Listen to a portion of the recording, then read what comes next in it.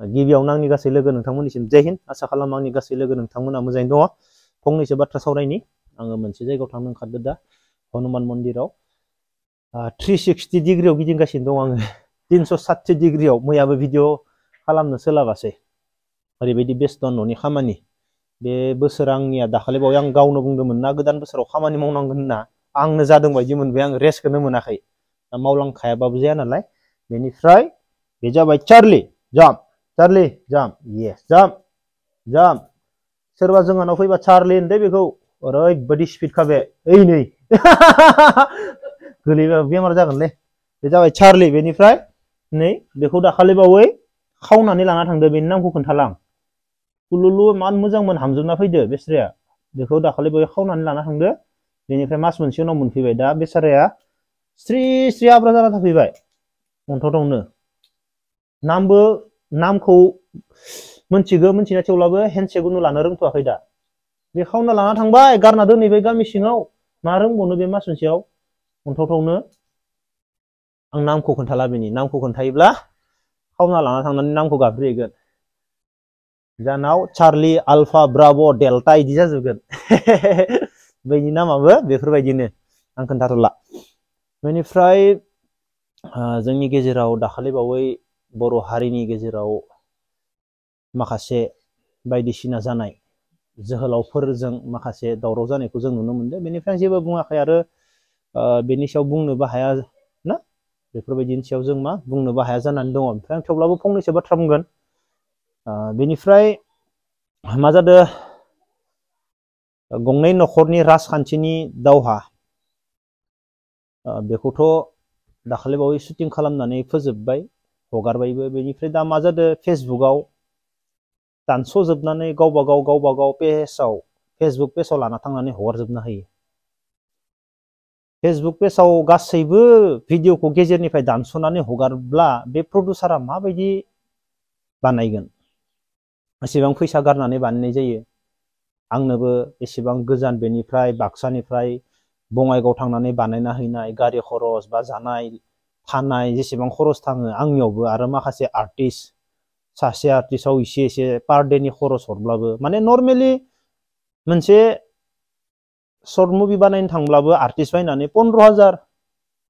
नर्मेलि थांखायो अब्ला इउटुबाव हगारनानै फैसायानो फैफिनखानो नागिरा बेफोरबायदिनि गेजेरावबो दानस'नानै गुसुं गुसुं खालामजोबनानै होयो अब्ला प्रडिउसारा बेसेबां दुखु मोनगोन गासैबो गावबा गाव लाबनि थाखाय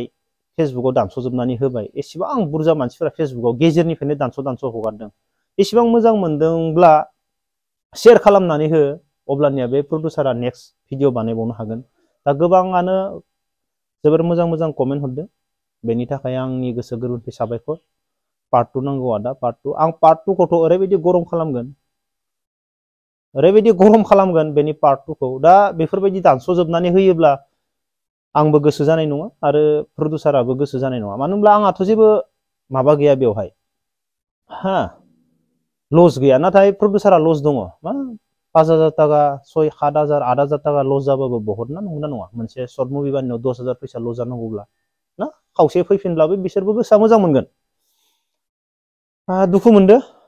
बेफोरबायदि खालामोब्लाथ' फेसबुकाव गावबा गाव लांनानै होयोब्ला बिसोरनि सायावथ' माबा मोनसेबाबो खालामनांगोन नङा आधा हैबाबो बिराद लस दङ फेसबुकाव माखासे भिउ जाखाजोबनोसै बेनिफ्राय बेखौ ससेखौ सोर नायबावगोन लास्टनि खिनिखौ दानस'जोबना होबाय सिगांनिखौलाय सोर नायबावगोन अलरेडि मानसिफोरा उननिखौसो नायखायो अब्लानिया बेफोरबायदि एसेबां बुरजा दानस'योब्लाथ' फेसबुकाव जाय पेजाव लांदो बेनि सायाव एक्सन लानानै बेनिफ्राय फैसाखौ बोखांफिननांगोन 10,000 बाबो 20,000 बाबो आरो साननाङादि फेसबुक पेजाव होग्राफोरा आंहा प्रफाइल गैया नामा बेलेग बेखौ जेबो खालामनाया बेखौ मालाबाबो साननाङा दिनैनि दिनाव गोबां INT दङ इन्टेलिजेन्ट सेकेन्डबो नाङा हमनो नलबारियाव थांनानै हैबानो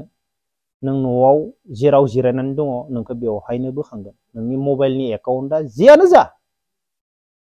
बेयाव थांगोन नलबारियाव थांनानै 5,000 टाका गारनो हागोन बेखौ होननानै हमगोन ओमफ्राय सर्ट मुभिनि फैसाया बेसेबां थांदों बेखौ बोखांफिनजोबगोन 15,000 ब्लाबो अन्नानै शेयार खालामनानै हो दुखु मोनो